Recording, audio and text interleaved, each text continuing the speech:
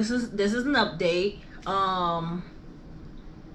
It took me a little while to create this video because I wasn't sure how transparent I should be as far as the list of events that took place in my life pretty much right after that the 5-part video. So after I recorded that video, I of course continued my apartment search, but then I don't know if you guys may have recall, but I was pregnant at the time. I think I was 5 months pregnant when I recorded that video. My baby is 8 months now. She was also born a month early. She was due October, but she actually came September. Anywho, and my life took a total whirlwind. It was a whirlwind of just stuff going on in my life, and it was really hard for me to communicate. It was hard for me to do anything. It was hard for me to produce creative content. It was hard for me to think and come up with ideas. I was in such a low state, and I have never been that low before. So I went ahead with the state has a department that's called it's the State Commission Against Discrimination. That's who actually picked up my case. When I tried to pursue a case through Fair Housing, they actually turned it down. They said that they didn't want to get into any legal matters when it came to, I guess, residential and tenant and all of this other stuff. But like I said, that's not where I stopped. You know, I went to several different parties and I poured my heart out. I pursued it. After they called me back and told me that they were going to do their investigation, my life went to shit. Like, it went to shit to the point where I was so depleted and so drained of energy and in such a bad space in life that I didn't even think about the lawsuit. I didn't even think about it. And then I think when I did thought about it, I was so deep in the dumps and all of the things that were going on that I didn't even care anymore. The situation at Avalon at Lexington had put me in such a bad mental space. And I'm usually a strong person, but I didn't just have this one thing in my life tugging at my heartstrings. You know, besides the fact that I was pregnant, I was already hormonal and going through hormonal changes. My relationship went sour. My relationship went really bad, and it went really bad really quickly. How about the little bit I am going to share is I entertained the thought of getting back with my youngest daughter's father. I thought it was meant to be, I guess, for a second time. Just to make a longer story short, I dealt with a level of mental and psychological abuse that I've never experienced in my life. I'm bringing this up because I was already pregnant, and I went from being a full-time student as a broadcast media tech major. That's my major. I've completed 2 years out of the 3-year program. And it wasn't necessarily a 3-year program. It's just that the way that my credits were set up, it would have taken me 3 years to complete it because of the time that I had that was available to me, because of the fact that I was a working mom also going to school. I wasn't able to really do a full complete schedule, because I would have actually completed and got my degree in the 2 years, but because of the way my schedule, my life was set up, I wouldn't have attained my degree until the 3rd year. Going to school for something I loved, I felt great. I felt awesome about life. The only thing I've ever felt like I was missing when it came to my life was a companionship. Whenever I'm doing something that I love and I'm putting the best version of myself out there, I always feel great. But for some reason, when it comes to love, man, like, I'm a hopeless romantic. Whenever it comes to love, I've never had it for real. I've thought I've had it, and I've shared what I thought it felt like for moments in time, but I've always had to learn to recognize that it wasn't what I thought they was. I'm saying this because right after the ball drop with the apartment in Lexington, I was experiencing psychological abuse, mental abuse. And at first, I didn't recognize it. I'm only even able to express it in this way now, because of all of the time. It's been a year now since. But when I was experiencing the emotions behind this, the heartbreak that I felt after the whole not getting the apartment, that triggered prepartum depression, which I didn't even know was a thing. I didn't even know prepartum depression was a thing. I've always heard of postpartum. Post meaning after you have the baby. This, what I experienced, was prepartum, and they call it prepartum because it's depression that you have during your pregnancy. So I felt like I was losing my freaking mind, and I put up a good fight trying to really not allow myself to lose myself. But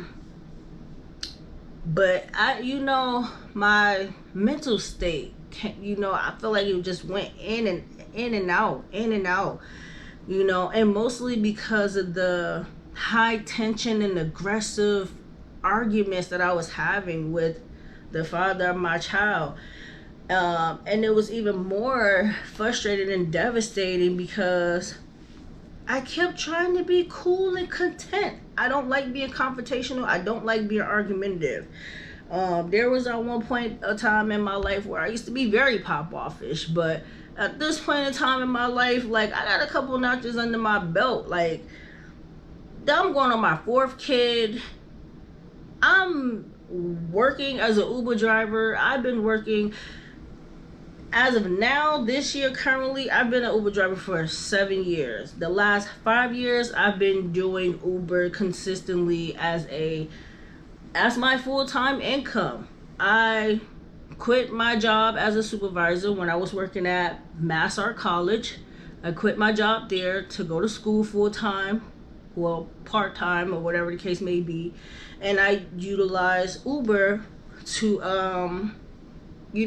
support my life, to pay my bills and feed my kids and clothe them and all of this other stuff.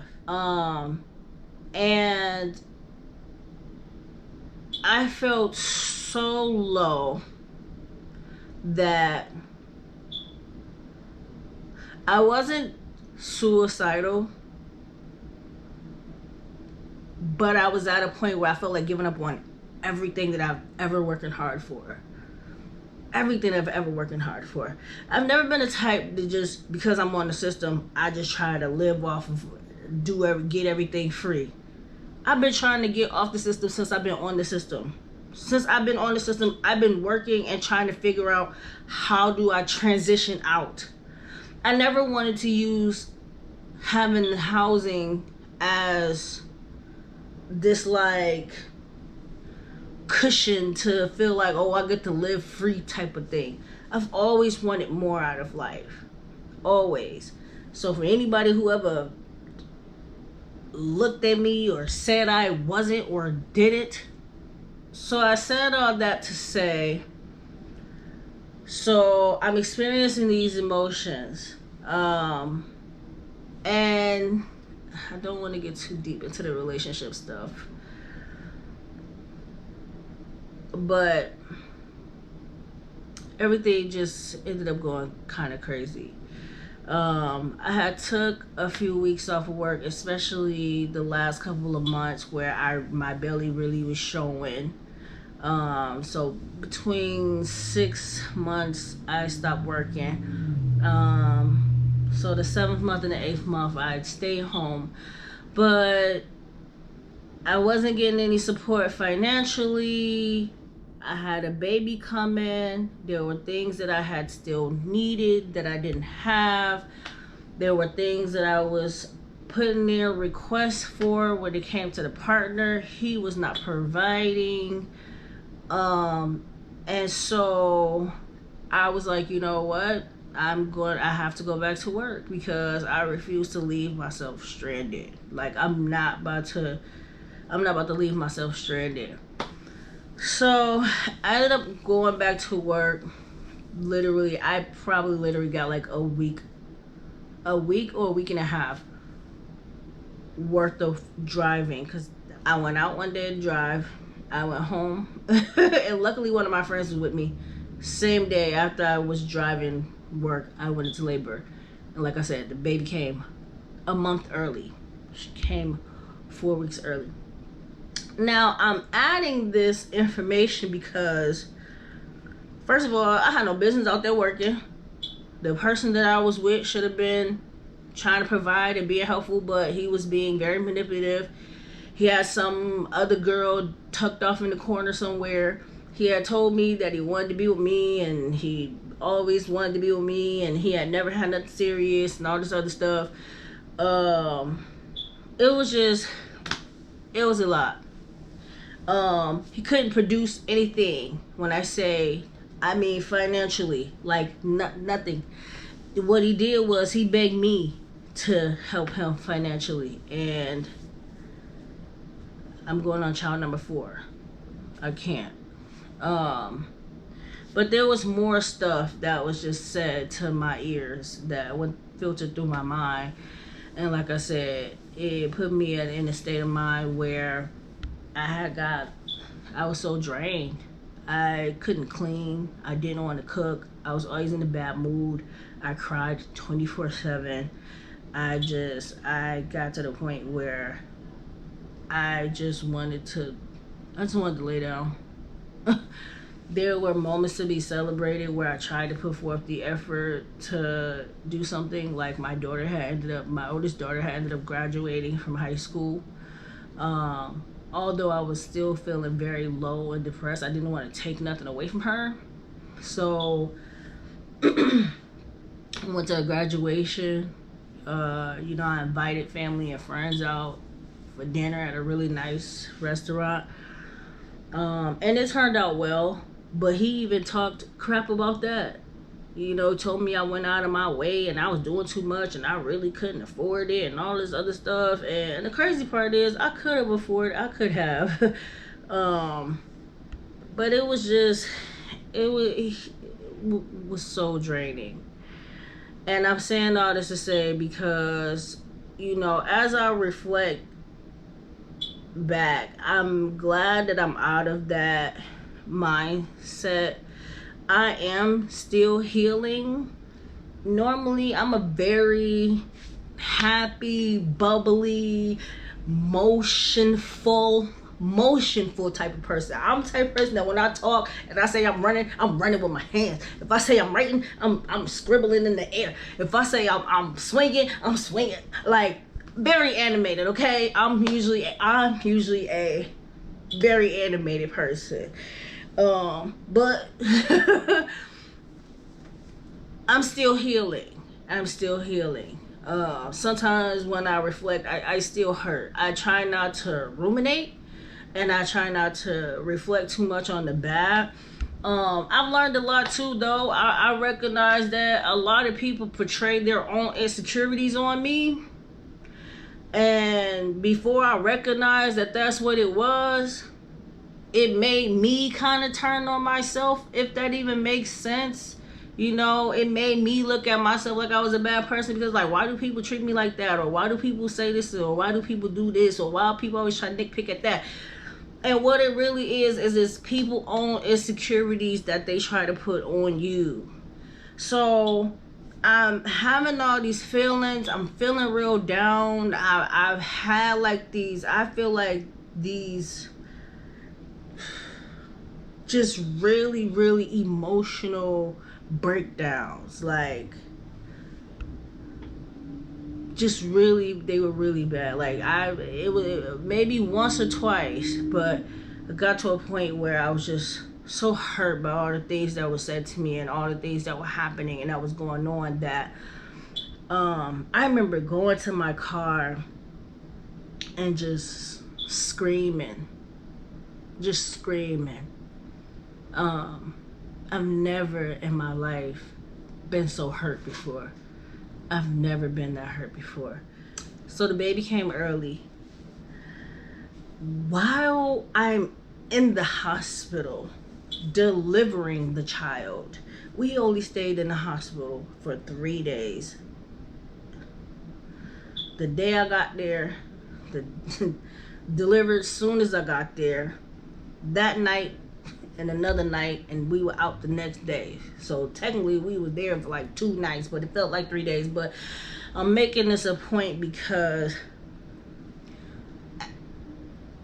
soon as I left the hospital with the baby, there was select a few people that knew that I was even pregnant and had a baby, because I was so emotionally just withdrawn that I cut a lot of my communication off with people. So I'm glad the baby's here. I'm glad the baby's early. Like, you know, now I'm like, oh yes, I can hurry up and get back to the grind. I can start setting my goals again that I was gonna be creating for my YouTube, which is kind of the reason why I'm producing this content now. I had a whole, man, I wish I would have seen it. I had turned my whole living room at my apartment where I was staying at. I had turned my whole living room into a full